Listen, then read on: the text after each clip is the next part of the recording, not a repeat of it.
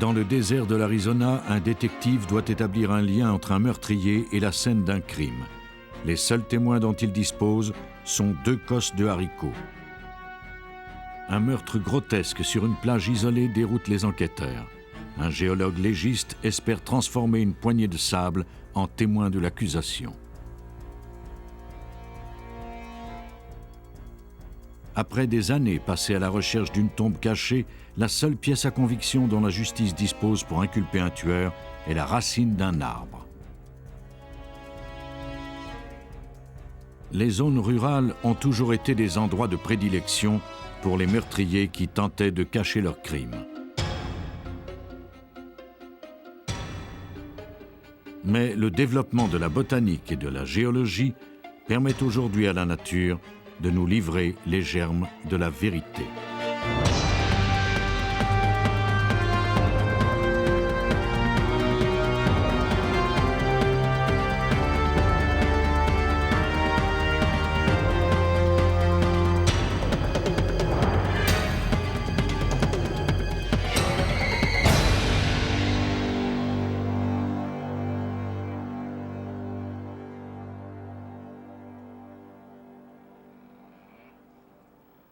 Le désert de Sonora.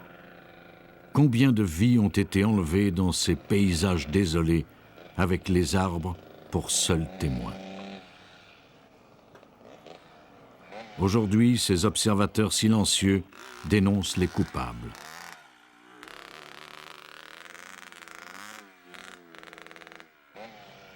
Le terrain d'essai de Caterpillar, près de Phoenix, en Arizona, était la route idéale pour cet homme qui rentrait tranquillement chez lui un dimanche de mai 1992. Alors qu'il prenait un raccourci par le lit d'une rivière asséchée, il fut intrigué par quelque chose d'anormal dans ce paysage désolé.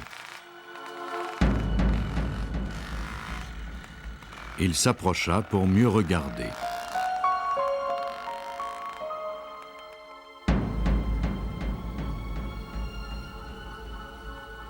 Sous les branches d'un palo verde se trouvait le corps nu d'une femme, le visage contre terre. Elle ne respirait plus.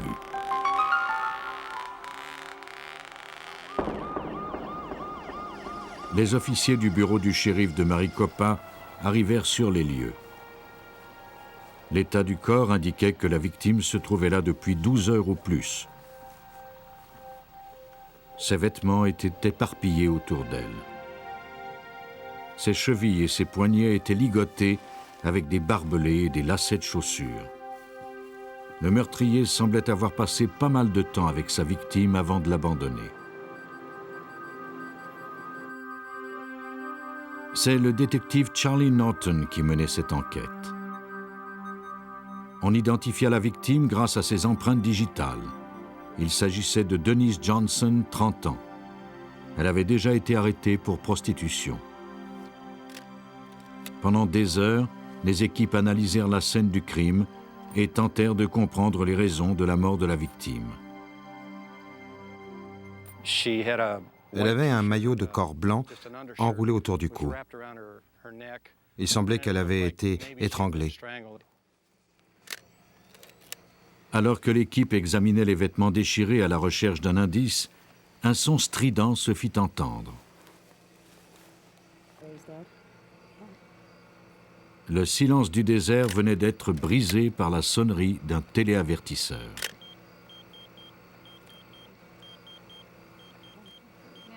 Un ami de Denise Johnson tentait-il de la joindre ou le téléavertisseur appartenait-il au tueur?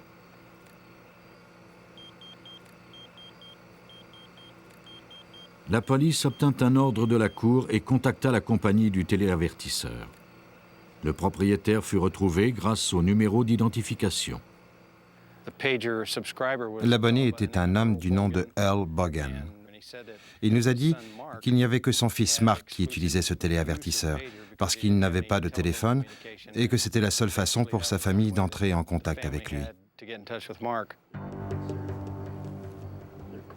Pendant que les policiers analysaient la scène du crime, un homme s'approcha pour leur dire qu'il avait aperçu la veille, vers 1h30 du matin, un pick-up blanc équipé de lumière jaune sur le toit quitter le terrain en trombe pour ensuite brûler un stop avant de rejoindre l'autoroute. Cette information, combinée à celle concernant le téléavertisseur, allait beaucoup aider l'enquête de Norton.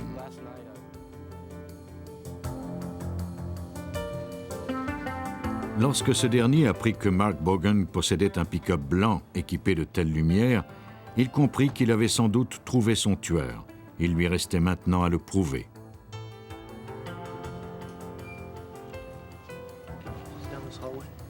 Bogan, accompagné de sa femme, Rebecca, accepta de se rendre au bureau du shérif pour y être interrogé.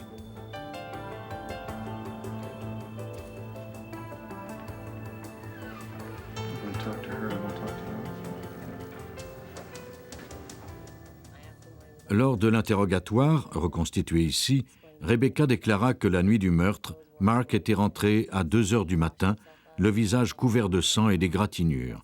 Il lui avait dit avoir été mêlé à une bagarre dans un bar. Bogan, de son côté, raconta une autre histoire. Il déclara qu'il avait ramassé une autostoppeuse dont la description correspondait à Denise Johnson. Il avait eu un rapport sexuel avec elle dans son pick-up. Bogan admit qu'il avait menti à sa femme pour ne pas lui déplaire. L'histoire prenait forme et semblait bien ficelée, mais Norton se demandait si Bogan n'avait pas arrangé un peu les faits pour les faire concorder avec les indices. Je crois que quelqu'un l'a contacté et lui a dit que l'enquêteur du bureau du shérif le cherchait. Je crois qu'il s'est douté pourquoi et qu'il a pondu cette version des faits.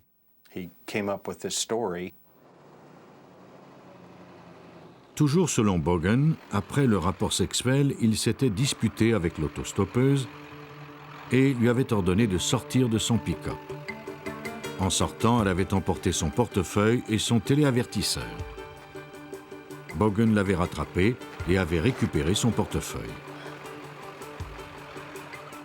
Il déclara qu'il avait laissé Johnson au bord de l'autoroute, bien en vie.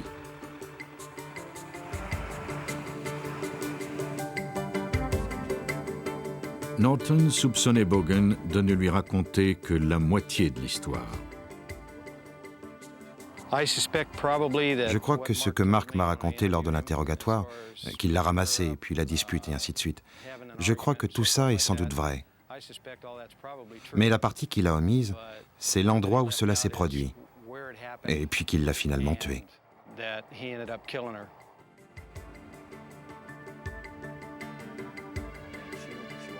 Norton soupçonnait Bogan d'être le meurtrier, mais il avait du mal à le cerner. Non seulement Bogan nia énergiquement avoir tué Denise Johnson, mais il ajouta qu'il n'avait pas mis les pieds sur le terrain d'essai de Caterpillar depuis des années. Ironiquement, le fait que Bogan ait admis qu'il avait bien passé la soirée avec Denise Johnson rendait encore plus difficile la tâche de prouver qu'il était bien le meurtrier. Nous n'avons rien sur cet homme. Tout ce qu'il nous dit nous ferme toutes les portes. Il a eu un rapport sexuel avec elle. Il sait qui elle est.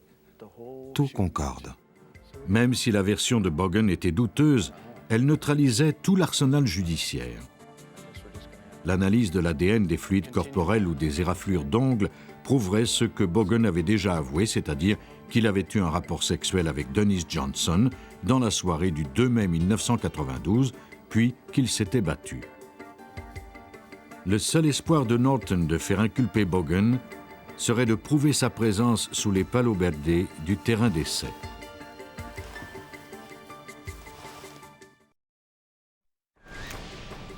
Le pick-up de Bogan fut saisi et fouillé, mais on ne découvrit rien qui reliait Bogan à la mort de Johnson. On ne retrouva que 2 cosses de haricots de Palo Verde à l'arrière du pick-up. Elles pouvaient provenir de n'importe où. Ce n'était pas le genre de preuve qui pouvait incriminer un tueur.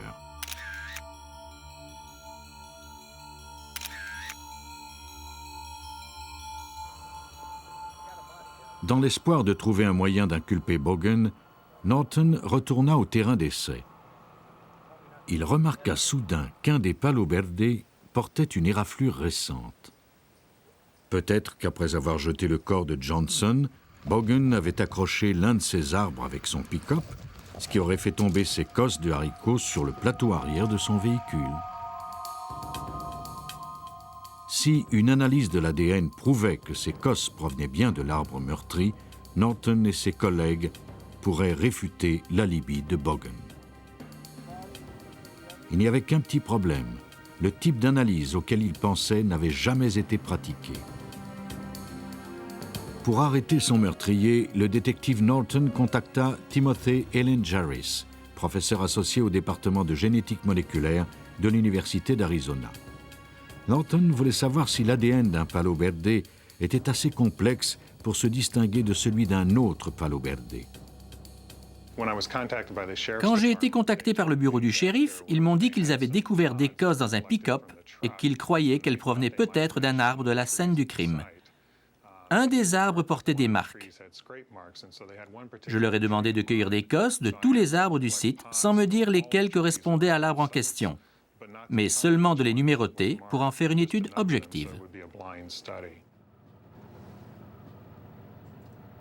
Grâce à une technologie de pointe appelée Rapids qui permet d'amplifier l'ADN, Elenjaris dressa le profil génétique des cosses. Les résultats furent étonnants. L'ADN des palo verde étant aussi complexe que l'ADN humain, les arbres pouvaient facilement être distingués les uns des autres.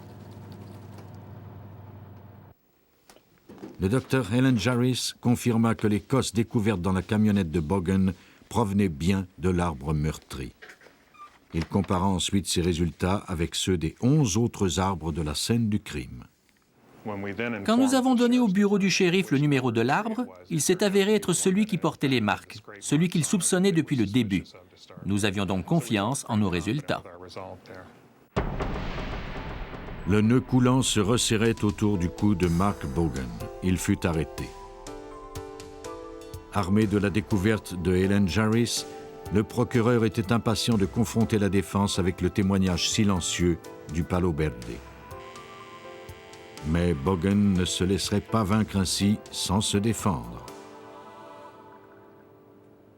Pour faire accuser Mark Bogan du meurtre de Denise Johnson, le procureur comptait sur l'analyse d'ADN polymorphe qui n'était pas encore approuvée légalement. L'analyse de l'ADN humain avait été admise par la Cour d'Arizona seulement quelques mois plus tôt. L'utilisation de l'ADN d'une plante pour prouver un meurtre risquait fort d'être contestée, mais toute l'affaire reposait sur cette unique preuve. L'équipe de la défense de Bogan fit appel à son propre expert, Paul Keim de l'Université de l'Arizona du Nord, afin qu'il réfute la découverte de Elenjaris lors d'une audience préliminaire. Si Keim parvenait à semer le doute sur la validité de la technique utilisée, Bogan avait de grandes chances de s'en sortir. Je crois que la famille de Bogan espérait que mon expertise, mon opinion en tant qu'expert sur cette nouvelle analyse d'ADN qui avait été utilisée, serait que ce n'était pas une technique judiciaire valide et que, par conséquent, cet élément ne prouvait pas que leur fils s'était trouvé sur la scène du crime. Même si Keim avait été engagé par la défense, il devait avant tout être loyal envers la science et l'utilisation responsable des analyses de laboratoire. Sa méfiance envers Rapids était justifiée. Depuis ses débuts, ce test était réputé fournir des résultats erronés si des standards extrêmement élevés n'étaient pas maintenus pendant l'analyse. Pour moi, cela signifiait que nous devions avoir des standards très élevés, et il était crucial que nous sachions exactement ce qui s'était fait et que cela avait été fait correctement. Lorsque ce test est réalisé dans les conditions requises, il fournit aux chercheurs un outil très précieux, car il permet l'étude de l'ADN d'un organisme sans aucune information préalable sur la composition génétique de l'espèce analysée. La première étape consista à prélever l'ADN des cosses. Les graines devaient être enlevées afin que le test soit fidèle, puisque chacune d'elles était composée à la fois de l'ADN de l'arbre et du pollen qui l'avait fertilisé. Ces données auraient faussé les résultats. On utilisa de l'azote liquide pour congeler les cosses et ainsi les broyer plus facilement. Une fois purifié, l'ADN était prêt à être amplifié. Ce procédé, qui consiste à chauffer l'échantillon, fait accroître la quantité d'ADN et fournit ainsi suffisamment de matériel génétique pour être analysé. Une fois réhydraté, l'ADN de la cosse était devenu invisible à l'œil nu, mais il recelait tout de même des indications très précieuses. L'échantillon de Palo Verde était maintenant prêt à afficher son empreinte génétique. On utilise un procédé appelé électrophorèse afin de rendre l'empreinte visible. Un colorant bleu est ajouté à l'échantillon d'ADN, puis déposé dans les rainures d'une plaquette gélatineuse. On expose ensuite le tout à un champ électrique qui sépare les fragments d'ADN. Le résultat est alors exposé aux ultraviolets, puis photographié. Lorsque Keim fut engagé par la défense de Bogen, il doutait de la validité de cette expertise pour différencier les causes de Palo Verde. Mais après l'analyse des données de Helen Jarvis et du processus rigoureux utilisé, il fut surpris de constater à quel point les résultats étaient probants. La découverte de son collègue était à ce point concluante que Keim ne put sous serment qu'approuver ses résultats. Selon lui, les cosses et l'arbre partageaient le même code d'ADN.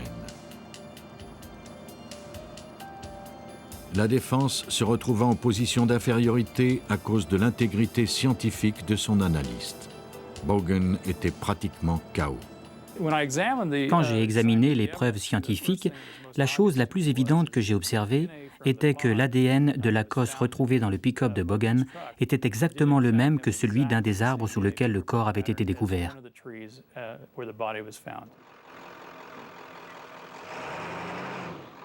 Le travail de Helen Jarvis et de Keim confirmait la présence de Bogen sur la scène du crime. Après avoir tué Denise Johnson, Bogen avait fait marche arrière, avait embouti un arbre et ainsi fait tomber la preuve qui servirait à le faire inculper. Cette découverte scientifique irréfutable avait littéralement écrasé la défense de Bogen. Il fut reconnu coupable de meurtre et condamné à une peine de prison à perpétuité. Le travail de pionnier de Helen Jarvis a permis d'établir l'importance de l'analyse de l'ADN botanique en tant que technique judiciaire. Grâce à lui, le témoignage de 2 petites cosses a permis l'arrestation d'un meurtrier.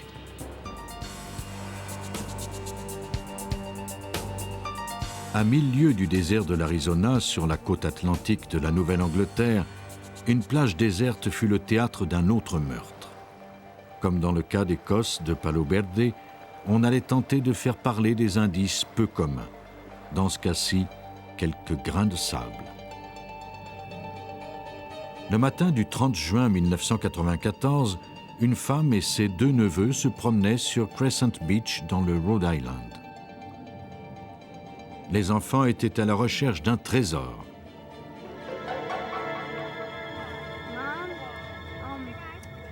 Ils découvrirent plutôt un cadavre qui semblait avoir été enterré vivant.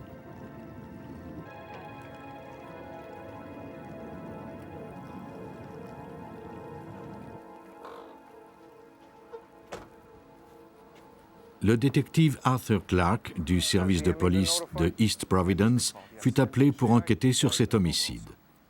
La scène tenait plus d'un roman de Stephen King que de la réalité pour ce vétéran de la police. À environ 1 mètre de profondeur se trouvait le corps d'une femme vêtue d'une robe de soirée de satin rouge. Elle était morte des suites de coups portés à la tête. Nous sommes arrivés sur les lieux vers 10h15 et nous avons constaté que c'était des bras humains. Le corps était enterré dans une tombe peu profonde. Nous avons donc contacté le bureau du coroner qui nous a envoyé quelqu'un. Les bras de la victime sortaient du sable comme si ses mains tentaient désespérément de s'agripper à la vie. Mais il était peu probable qu'elle ait été enterrée vivante. Le coroner confirma que si cela avait été le cas, elle n'aurait jamais eu la force de libérer ses bras ainsi. Quelqu'un l'avait placée de cette façon, comme pour évoquer l'image d'un film d'horreur.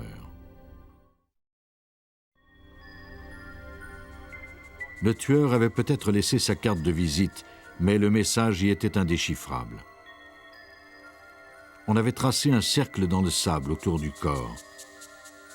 Au milieu se trouvait une montre brisée dont les aiguilles marquaient minuit. On aurait dit que quelqu'un avait célébré un rituel macabre. Pour les détectives, le temps pressait, car ils craignaient que d'autres meurtres identiques ne soient commis. Ils devaient agir rapidement s'ils voulaient empêcher le tueur de frapper à nouveau. À ce stade de l'enquête, des indices fort importants se trouvaient peut-être dans des rebuts. Des mégots, des emballages de bonbons et des verres de plastique furent recueillis sur la scène, ainsi que des échantillons de sable, à la fois au fond de la fosse et à la surface. À ce moment-là, nous ne savions pas ce qui était un indice ou non. Par mesure de sécurité, nous avons pris tout ce qui pouvait devenir un indice. Mais pour que Clark parvienne à donner un sens à ce spectacle désolant, il devrait d'abord en apprendre plus sur la victime. Il n'eut pas à chercher bien loin. Vers 8 heures ce soir-là, un homme du nom de Christopher Hutter, qui résidait à Pawtucket au Rhode Island, a appelé la police locale pour signaler la disparition de sa femme.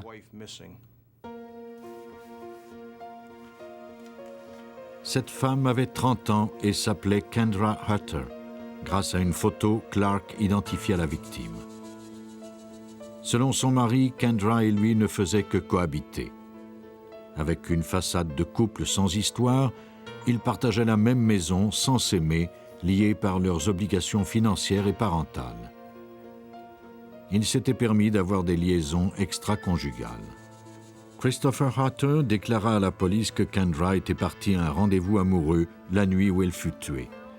Les policiers apprirent par la suite qu'elle avait rencontré un homme grâce à une petite annonce.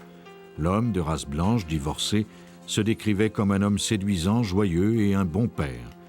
Afin de mettre un peu de romance dans sa vie, elle l'avait contacté et ils s'étaient fixé rendez-vous. La nuit du 29 juin, Kendra gribouilla le nom de l'homme et son numéro de téléphone sur un papier et le donna à son mari.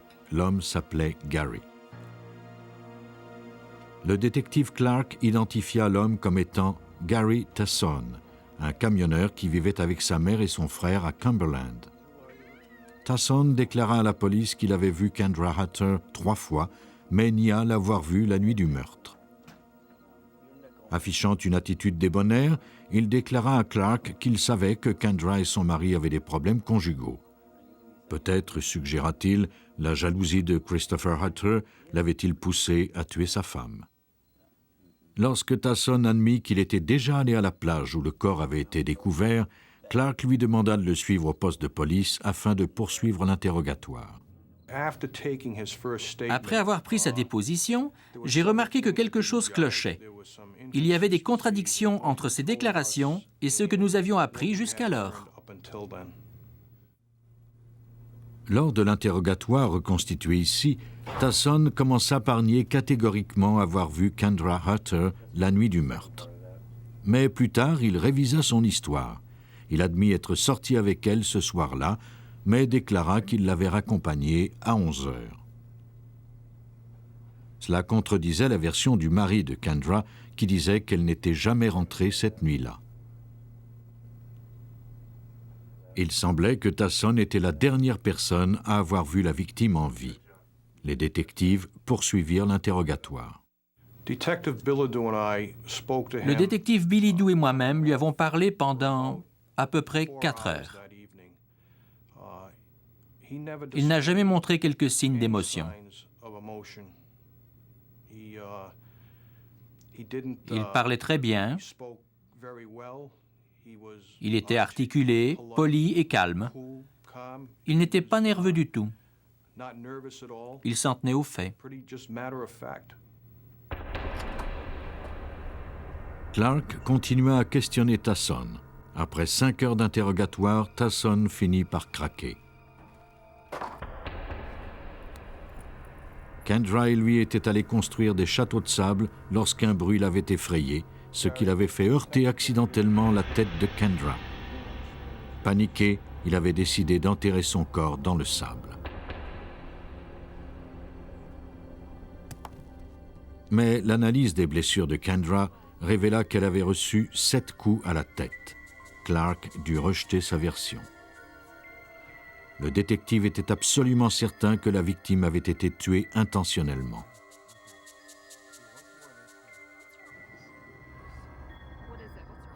Nous ne savons pas pourquoi elle a été tuée, mais ce n'était pas un accident. En apparence, Tasson semblait commencer à coopérer. Mais ces déclarations n'avaient aucun sens et Clark ne savait plus à quoi s'en tenir.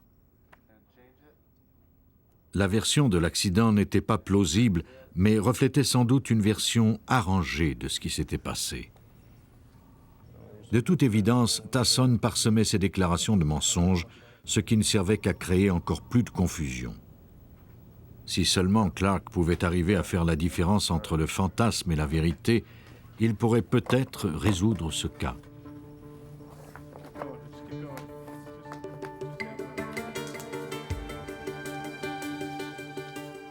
Mais pour le moment, il ne pouvait que prendre ce que Tasson était prêt à lui donner. Le suspect, qui semblait décidé à coopérer, mena les policiers jusqu'au fossé d'une route où il déclara avoir jeté la pelle. Bien que Tasson semblait encore vouloir gagner du temps, on découvrit effectivement une pelle.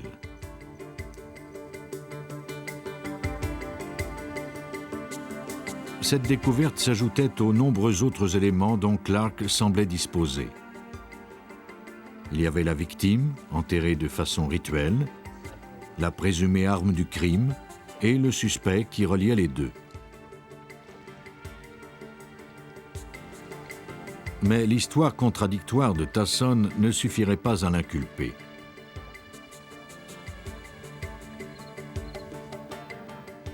Pour que les charges soient retenues, Clark devrait bâtir une version des faits plus solide. Munie d'un mandat de perquisition, la police fouilla la voiture de Tasson. On n'y trouva rien d'autre que quelques grains de sable. Clark semblait avoir épuisé ses ressources. Il ne lui restait plus qu'à le faire comparaître en cour. Malheureusement, au début du procès criminel en janvier 1997, Tasson commença à revenir sur sa position et déclara qu'on lui avait promis l'immunité en échange de ses aveux. Il déclara que le sable du coffre arrière de sa voiture provenait d'une soirée à la plage qu'il avait passée avec une autre femme. La pelle, poursuivit-il, n'était qu'une simple pelle. La police ne pouvait pas prouver le contraire. La chance venait de tourner en faveur de Gary Tasson.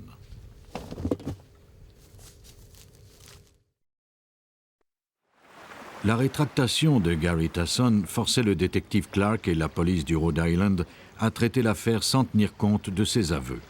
Mais pour relier Tasson à la scène du crime, Clark devrait trouver des preuves tangibles, et la seule chose dont il disposait était cette poignée de sable. Clark était convaincu que ce sable recelait la réponse, mais il ignorait comment en extraire. Bâtir une inculpation à l'aide d'une preuve aussi inhabituelle était au-dessus des moyens de ce petit service de police. Il appela donc des experts à la rescousse. Il envoya les indices au département de géologie du laboratoire judiciaire du FBI, le seul du genre aux États-Unis. Le géologue Bruce Hall examina la pelle, la couverture, les détritus recueillis sur la scène du crime et le sable découvert dans la voiture de Tasson. La police de East Providence nous a demandé de comparer le sable découvert dans ces items à des échantillons témoins de sable qu'ils avaient prélevés sur la scène du crime. Dans ce cas-ci, il s'agissait d'une plage. La mission de Hall, lire le passé dans un grain de sable. Chaque grain est un monde en lui-même, différent non seulement d'un continent à l'autre, mais aussi d'un bout à l'autre du même plage. Tous les enfants savent que le sable qui se trouve en surface est différent de celui qui est en profondeur.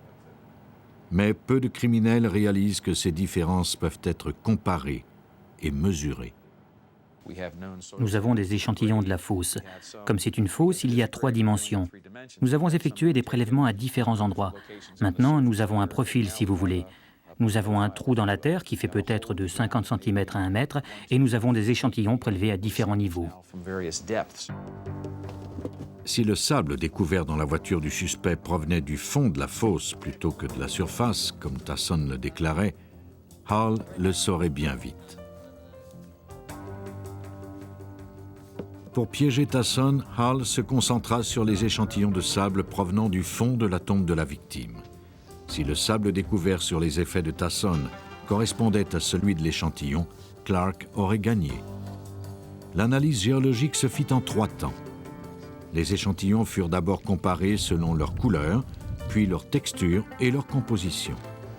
L'analyse débuta par un examen visuel de la couleur. Ce test ne nécessite pas d'équipement coûteux, mais il était cependant essentiel pour déterminer quels échantillons ne se rapportaient pas du tout au cas de Tasson. Nous les observons sous différents éclairages, lumière du jour, lumière fluorescente, incandescente, puis nous comparons les couleurs. Ce sable est le sable découvert sur la pelle. Il ne correspond pas à celui de la plage. C'est la même chose pour la couverture. On peut voir très facilement la différence de couleur. Ce sable n'est pas de la même origine que le sable de l'échantillon témoin. Mais si on le compare au sable de la voiture, il est d'une couleur identique. La comparaison de couleurs des différents échantillons suggérait que la pelle n'avait pas été impliquée dans l'affaire. Peut-être Tasson l'avait-il utilisé ailleurs avant de l'abandonner. On aurait dit que Tasson prenait plaisir à mettre les détectives sur de fausses pistes. Il avait peut-être gagné cette bataille, mais certainement pas la guerre. La couleur du sable de sa voiture correspondait à la couleur du sable prélevé au fond de la fosse. Hall passa à l'étape numéro 2 de son analyse, l'examen de la texture.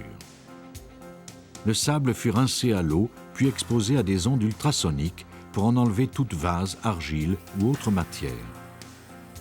L'échantillon fut ensuite placé sous le microscope stéréo. Hall était maintenant prêt à examiner la taille et la texture des grains. Un échantillon de qualité est composé de grains de même taille, comme du sel de table, alors qu'un échantillon de mauvaise qualité est composé de grains de taille différente, comme un assortiment de noix par exemple. Hall examina aussi la forme des grains. Était-il rond, anguleux ou ovale? L'échantillon de sable de la voiture de Tasson était un échantillon de qualité aux grains arrondis. Il correspondait aux grains prélevés au fond de la fosse. L'étau se refermait enfin sur Tasson, mais il restait encore à Hall une analyse à effectuer. Il examina les échantillons de sable sous un microscope à lumière polarisée afin de déterminer leur composition minérale. Tout minéral possède ses propres qualités optiques lorsqu'il est exposé à une lumière polarisée. Ces caractéristiques permirent à Hall de les identifier. L'identification d'un minéral est identique à celle d'un individu. Quelle taille a-t-il? Quel poids fait-il? Quelle est la couleur de ses cheveux, de ses yeux? On caractérise un minéral de la même façon. L'échantillon du coffre de Tasson était composé principalement de quartz et d'un peu de feldspath. Lorsqu'il compara l'échantillon à celui du fond de la tombe de Kendra Hutter, il constata que leur composition était identique. Bruce Hall venait de faire la preuve que Gary Tasson avait bel et bien été à la plage avec Kendra Hutter la nuit où elle avait été assassinée et qu'il l'y avait enterrée. Le jury se basa principalement sur cette preuve pour déclarer Gary Tasson coupable de meurtre au premier degré. Il fut condamné à perpétuité sans aucun espoir de libération conditionnelle. Cet homme étrange avait attiré une femme grâce à une petite annonce, lui avait asséné une dizaine de coups de pelle, puis l'avait enterrée de façon à ce qu'elle soit bien visible. Personne n'a encore compris le motif et le sens de son crime. On ne sait pas non plus s'il s'agissait du premier meurtre de Gary Tasson. Son métier de camionneur lui permettait de mettre des annonces dans d'autres journaux et d'attirer d'autres femmes telles que Kendra Hutter pour les tuer. Il est à souhaiter qu'elle était sa première et sa dernière victime. Les pierres tombales s'effritent peut-être avec le temps, mais la nature n'oublie pas si vite la mort. De même que les familles des victimes, la nature, elle aussi, est marquée à jamais.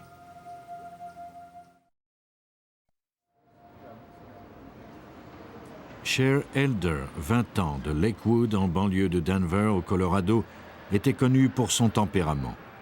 Elle n'avait que des relations houleuses. Le soir du 27 mars 1993, elle se disputa avec son amoureux Byron Powers. Sans doute qu'après quelques heures d'accalmie, ils se réconcilieraient.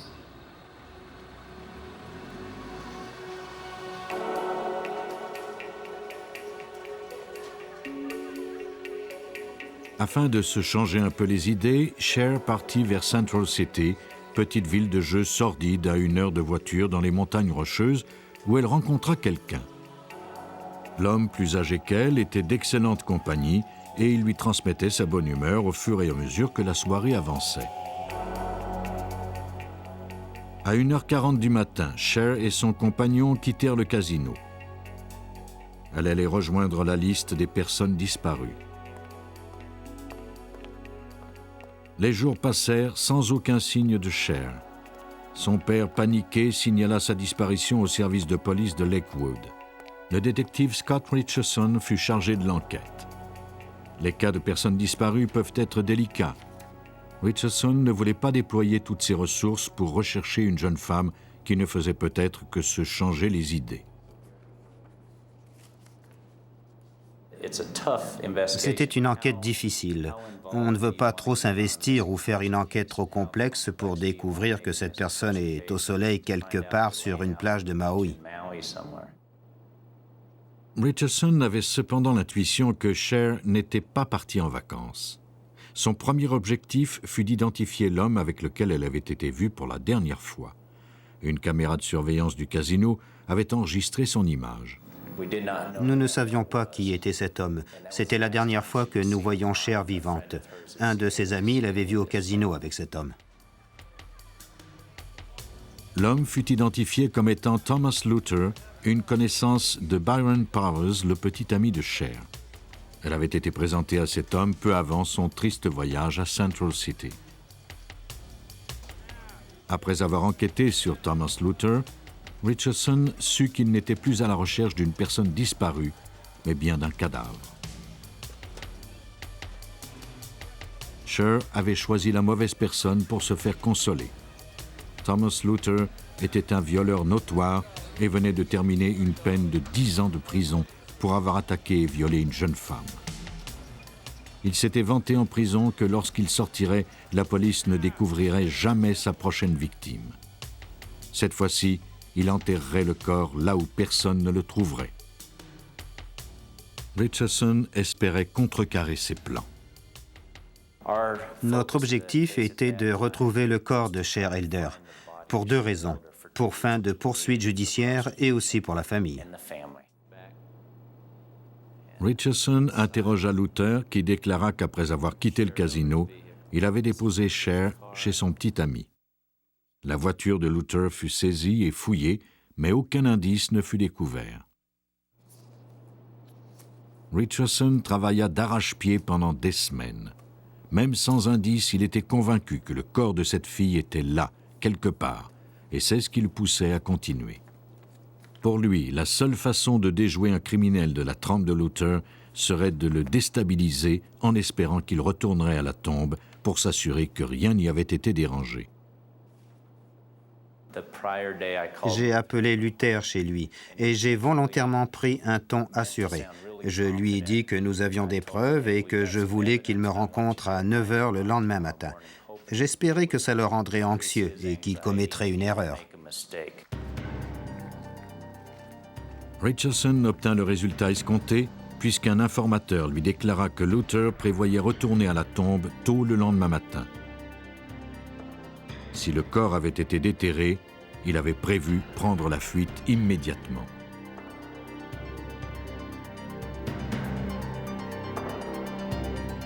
Pendant ce temps, des policiers en civil établissaient un immense réseau autour de la région métropolitaine de Denver, surveillant les connaissances de Luther et patrouillant les routes principales. Le matin du rendez-vous, les policiers aperçurent un homme dans une voiture sur le bas-côté d'une route. Bientôt, ils virent Luther sortir des bois et monter dans la voiture.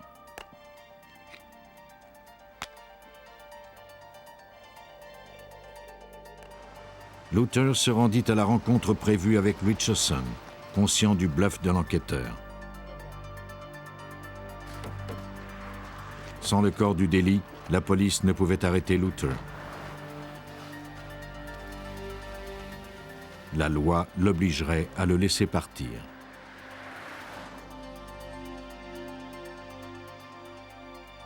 Des mois passèrent sans aucun développement de l'affaire. Pendant ce temps, le suspect principal déménagea dans un autre État. Plus les jours passaient, plus il semblait que l'histoire de la disparition de Cher Elder allait demeurer un secret entre le tueur et sa victime. Ce qui motivait Richardson à poursuivre son enquête était sa conviction que Cher Elder était enterré quelque part dans Empire Valley, mais la retrouver dans de tels terrains escarpés serait difficile. Cette vallée fait environ 25 km de long. Et lorsqu'on y arrive et qu'on commence à chercher, on n'y trouve que des formations rocheuses et des amoncellements de pierres. Il y a beaucoup d'endroits où un corps pourrait être caché. C'est comme un labyrinthe. Des semaines de vaines recherches dans Empire Valley découragèrent les détectives. Retrouver le corps de Cher Elder sur ce terrain abrupt demandait une expertise qui hypothéquerait les ressources de n'importe quel service de police. Richardson était conscient qu'il avait atteint la limite de leurs moyens, mais il n'était pas encore prêt à tout laisser tomber. L'infatigable détective eut une dernière idée. Il contacta NecroSearch, un corps d'élite formé de scientifiques qui utilisent de nombreuses disciplines pour retrouver des corps disparus.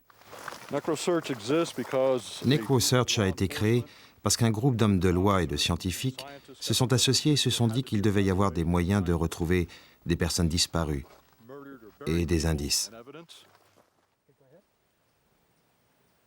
Dans ce but, NecroSearch a réuni des scientifiques renommés du Colorado qui combinent 15 spécialités dont la botanique, la géologie, la géophysique, l'anthropologie judiciaire et l'entomologie.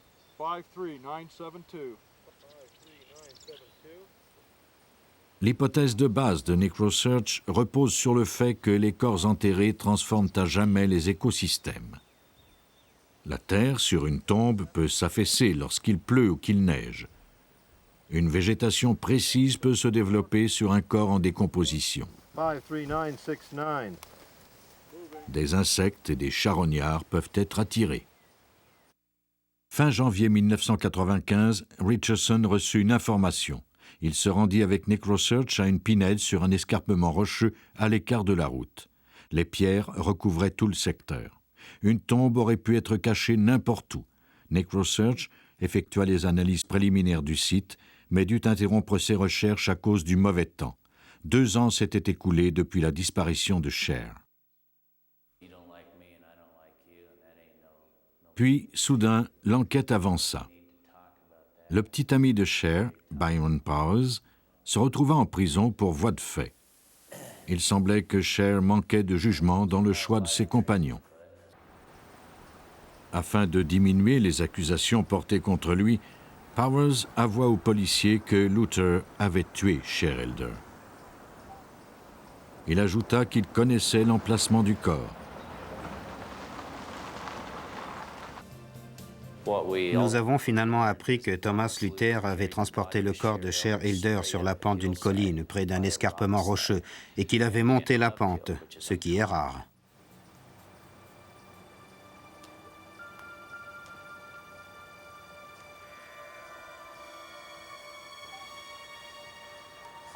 L'amoncellement de pierres indiqué par Powers était à seulement quelques centimètres de l'endroit où Richardson et NecroSearch travaillaient lorsque le temps froid les avait contraints à abandonner. Nous étions à 5 cm du corps de Cher Elder quand nous avons abandonné nos recherches. Nous sommes revenus, nous avons creusé et découvert son corps. Comme dans les fouilles archéologiques, l'équipe établit un quadrillage et commença à creuser. Les analystes ne recueillaient avec précaution que 10 cm de terre à la fois.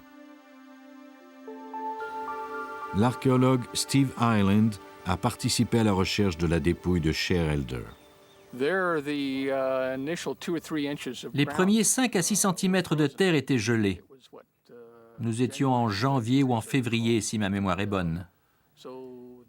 Et nous avons dû utiliser une pioche pour enlever la couche supérieure qui était complètement gelée.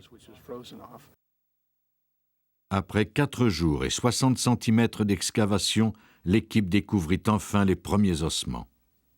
À l'aide d'outils de précision, les restes du corps furent finalement extraits de la terre gelée. La comparaison des dents de la victime avec les radiographies du dossier médical de Cher Elder confirma qu'il s'agissait bien de son corps. Les résultats préliminaires de l'autopsie indiquaient que la jeune femme avait reçu 3 balles dans la tête, comme si elle avait été exécutée. Le jury fut convaincu de la culpabilité de Thomas Luther dans le cas du meurtre de Cher Elder. Il fut condamné à 48 ans de prison sans possibilité de liberté conditionnelle. Grâce aux efforts soutenus de Scott Richardson et de l'équipe scientifique de NecroSearch, l'aventure se termina enfin. Après la résolution de cette affaire, NecroSearch rendit hommage au détective Richardson en l'admettant dans ses rangs. Sans sa détermination, le corps de Cher Elder n'aurait jamais été retrouvé. La Terre est peut-être un témoin silencieux, mais la botanique et la géologie fournissent des moyens de lire ces messages.